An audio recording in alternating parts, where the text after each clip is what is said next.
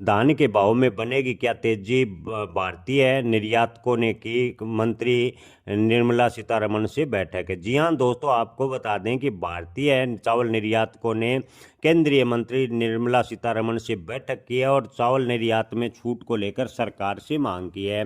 किसान भाइयों, आपको बता दें कि सरकार ने भारत से बासमती, गैर बासमती व टूटे चावल के निर्यात पर जो भी शर्तें थी उसे हटा लिया और चावल निर्यात करने को लेकर निर्यातकों को पूरी छूट दी है।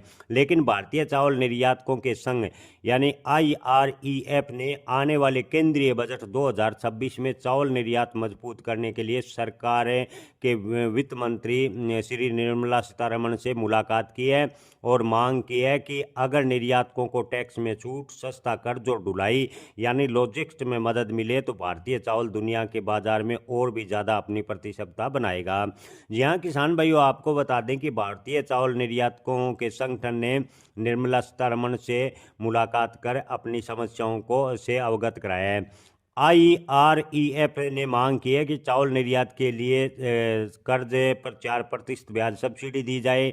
इसके अलावा चावल को खेतों और मिलों से बंदरगाह यानी ICD तक पहुंचाने में आने वाली लागत को कम करने के लिए सड़क और रेल भाड़े में 3% तक सरकार मदद करे। फेडरेशन ने यह भी कहा कि निर्यातकों के उत्पादकों पर शुल्क और करों की छूट योजना यानी रोड टैप के तहत निर्यातकों को जो भी टैक्स वापसी मिलती है उसका भुगतान समय पर सरकार को करना चाहिए।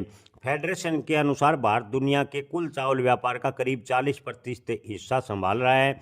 साल 2025 में 170 से ज़्यादा देशों को लगभग 2.01 करोड़ चावल का निर्यात किया था और निर्यातकों का कहना है कि अब की बार निर्यात लगभग 3.45 करोड़ टन चावल के निर्यात करने का लक्ष्य रखा गया है, यानी पिछले साल के मुकाबले लगभग दुगना अब की बार चावल का निर्यात होगा।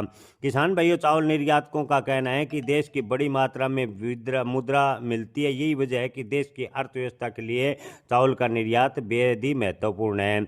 किसान भाइयों, आपको बता दें कि फेडरेशन ने बताया कि चावल उत्पादन और निर्यात के सामने कई समस्याएं कई प्रमुख है।